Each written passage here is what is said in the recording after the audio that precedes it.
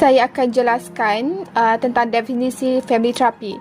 Terapi keluarga merupakan pendekatan terapeutik yang melihat masalah individu dalam satu lingkungan keluarga dan menitik beratkan pada proses interpersonal.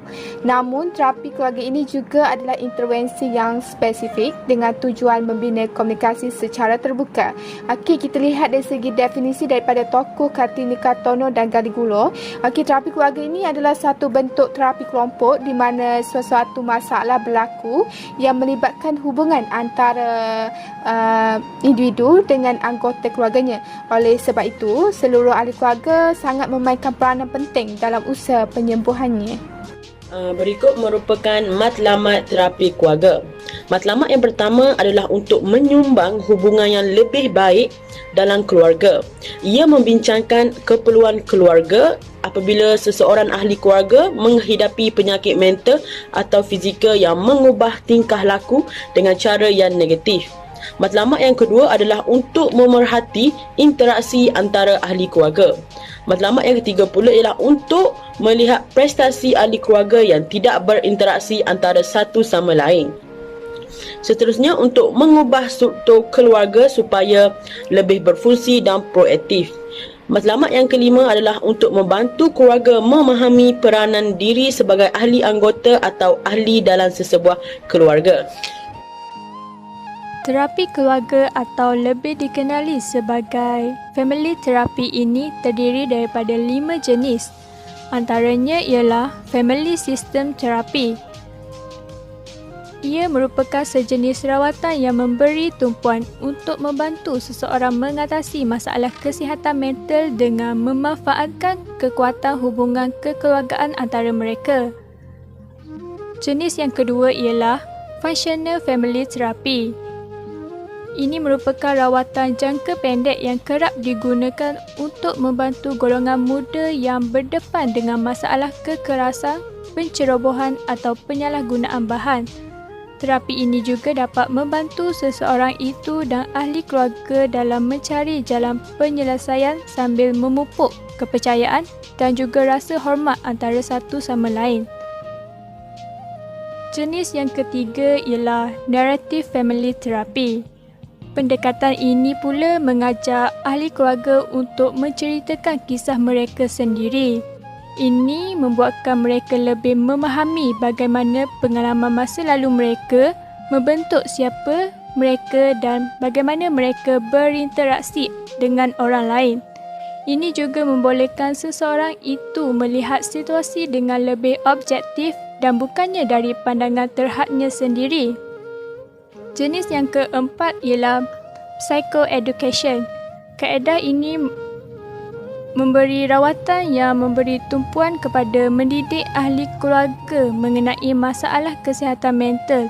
Ahli keluarga boleh beroperasi sebagai sistem sokongan yang koheren dengan mempelajari lebih lanjut tentang ubat-ubatan, alternatif rawatan dan juga pendekatan bantu diri.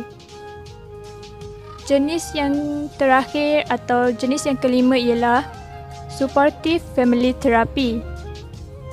Terapi ini memberi tumpuan dalam mewujudkan persekitaran yang selamat di mana ahli keluarga boleh menyampaikan perasaan mereka secara terbuka dan mendapatkan sokongan daripada satu sama lain. Seterusnya, terapi keluarga berlaku dalam 3 tahap iaitu tahap pertama membuat kenalan atau making contact.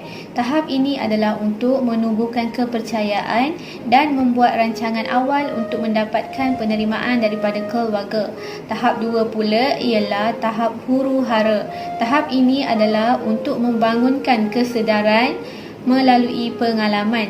Sebagai contohnya, ahli keluarga yang terlibat mestilah berkongsi rasa atau perasaan yang mereka hadapi. Akhir sekali ialah tahap 3 iaitu integrasi. Maksudnya, kita mencipta semula harapan dan kesanggupan untuk melakukan sesuatu dengan cara yang berbeza. Sebagai contohnya, mewujudkan pemahaman baru dalam ahli keluarga. Family terapi adalah berdasarkan kepada teori sistem keluarga Murray Bowen. Murray Bowen menyatakan bahawa keluarga ini adalah satu simbiosis yang mana ia dilihat saling melengkapi antara satu sama lain. Sekiranya berlaku sesuatu kepada salah seorang individu dalam keluarga tersebut, ia akan mempengaruhi individu yang lain. Di bawah teori ini terdapat 8 konsep. Yang pertama, perbezaan kendiri, iaitu melihat sejauh mana seseorang individu itu mampu untuk membuat keputusan tanpa dipengaruhi individu lain dalam keluarga tersebut. Yang kedua adalah segitiga, di mana akan wujud orang ketiga dalam satu perhubungan yang akan mencampuri isu yang timbul dalam keluarga itu. Yang ketiga adalah sistem emotional cut off, di mana seseorang individu itu menguruskan masalah yang timbul dan menjauhkan diri daripada ahli keluarganya tanpa melibatkan keluarganya dalam masalah yang timbul. Yang keempat adalah proses transmisi, yang mana individu mencari pasangan yang mempunyai perbezaan. Maknanya kerana apa yang berada dalam diri pasangan itu akan diturunkan kepada generasi yang seterusnya. Seterusnya adalah sistem emosi keluarga nuklear. Ia merangkumi ibu bapa tunggal dan ibu bapa tiri. Biasanya dia melibatkan konflik perkahwinan, masalah pada pasangan. Seterusnya adalah proses ujuran keluarga. Ia melibatkan kegelisahan ibu bapa terhadap kesukaran hubungan dan kebimbangan emosi. Ia lebih melibatkan kepada masalah anak-anak mereka. Yang seterusnya adalah posisi adik-beradik. Ini adalah kecenderungan salah seorang anak yang berada dalam keluarga untuk mengambil peranan. Seterusnya adalah kemerosotan masyarakat, iaitu apa-apa masalah berkaitan dengan sistem emosi keluarga, ia akan secara tidak langsung akan mempengaruhi sistem masyarakat. Terdapat 5 pendekatan dalam terapi keluarga. Yang pertama adalah terapi keluarga struktural yang diasaskan oleh Salvador Minuchin, di mana terapi ini menekankan kepada komunikasi ataupun interaksi antara keluarga ataupun individu dengan persekitaran. Sesebuah keluarga yang berfungsi dengan baik adalah sesebuah keluarga yang dapat memberi komitmen ataupun mengendalikan sesuatu masalah ataupun konflik yang dihadapi dengan berkesan. Terapi yang kedua adalah terapi keluarga strategik yang diasaskan oleh J. Haley dan rakannya, di mana terapi ini mengkhususkan kepada ahli keluarga yang terlibat sahaja dalam membantu mereka mencari jalan penyelesaian. Terapi ini merupakan terapi yang lebih ringkas dan berfokus kepada mencari jalan penyelesaian. Terapi ini lebih ringkas dan berfokus kepada menyelesaikan masalah dan membantu ahli keluarga yang terlibat untuk mendefinisikan masalah yang dihadapi oleh ahli keluarganya. Terapi yang ketiga adalah terapi keluarga multi-generasi yang diasaskan oleh Murray Bowen dan rakannya, di mana terapi ini menekankan kepada sistem emosi terhadap sesebuah generasi yang akan mempengaruhi generasi yang seterusnya. Ia juga menumpukan kepada sesuatu perkara yang silam melibatkan ahli keluarga kerana ia dapat memberi kesan dalam keluarga itu juga. Terapi yang keempat adalah terapi berfokuskan kepada penyelesaian yang diasaskan oleh Steve D. Shaver. Terapi ini berfokuskan kepada penyelesaian masalah, di mana terapi ini menekankan seseorang yang menghadapi masalah dapat menyelesaikan masalah tersebut tetapi masih lagi belum celik akal. Pengasas ini percaya bahawa manusia mampu menyelesaikan masalah dan melihat perkara-perkara langkah yang telah dilakukan gagal dan mampu untuk mencipta matlamat sendiri. Terapi yang terakhir adalah terapi keluarga conjoint yang diasaskan oleh Virginia M. Satir, di mana terapi ini berfokuskan kepada konsep kendiri ataupun self-esteem dan melibatkan komunikasi antara sesebuah keluarga. Konsep kendiri seseorang melibatkan kesihatan emosi yang dikaitkan dengan komunikasi dalam sesebuah keluarga. Jadi, sekiranya komunikasi dalam sesebuah keluarga itu adalah kurang baik, maka menyebabkan self-esteem kurang baik dan tidak dapat dihasilkan dengan jayanya. Saya akan menerangkan tentang beberapa teknik yang digunakan dalam family therapy. Yang pertama ialah behavioral technique. Behavioral technique merupakan salah satu kaedah untuk memberi tumpuan berkaitan kepada latihan kemahiran dan psikopendidikan untuk membantu ahli keluarga menyelesaikan sesuatu masalah. So, apabila salah satu keluarga yang terlibat dengan penagih dadah, kemungkinan pengetahuan mereka sangat tipis berkaitan dengan dadah. So melalui behavioral teknik ini kita dapat memberi satu didikan atau pendidikan kepada mereka bagaimana cara untuk mengenali simptom-simptom dan efek-efek berkaitan dengan penagih dadah. Okey, yang kedua ialah psychodynamic teknik. Psychodynamic teknik adalah salah satu kaedah untuk melibatkan penilaian bagaimana cara ahli keluarga itu mentafsir dan bertindak balas terhadap sesuatu masalah. Okey, sebagai contoh yang kita dapat lihat, setiap ahli keluarga bila mengetahui salah seorang ahli keluarganya terlibat dengan penagih dadah, kemungkinan akan berlakunya pergaduhan, pergolakan dan sebagainya. So dengan psychodynamic teknik ini, ahli terapi dan kaunseling akan menjalankan satu sesi dengan keluarga bagi mengembangkan pandangan emosi kepada emosi yang positif dan meroka cara baru untuk mereka bertindak balas, untuk mereka menangani bagaimana cara mereka untuk berhadapan dengan situasi tersebut.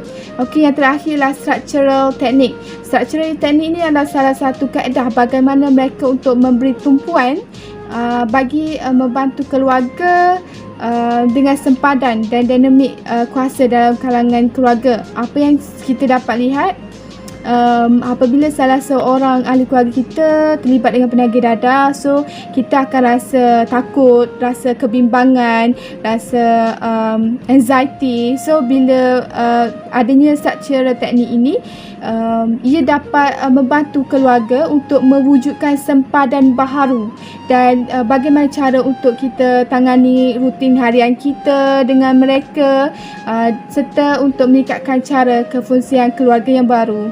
Keberkesanan terapi keluarga. Terapi keluarga telah digunakan untuk merawat banyak masalah kesihatan mental dan tingkah laku. Secara umumnya, terapi keluarga telah terbukti berkesan untuk keluarga, pasangan dan individu. Pendekatan ini mungkin berguna dalam menangani keadaan seperti skizofrenia, ketergantungan kepada alkohol dan zat, bipolar, kegelisahan, masalah kepribadian, kemurungan dan masalah makanan.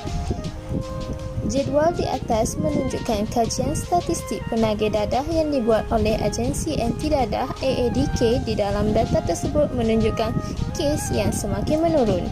Penyelidikan menunjukkan bahawa terapi keluarga boleh berkesan untuk pelbagai tujuan.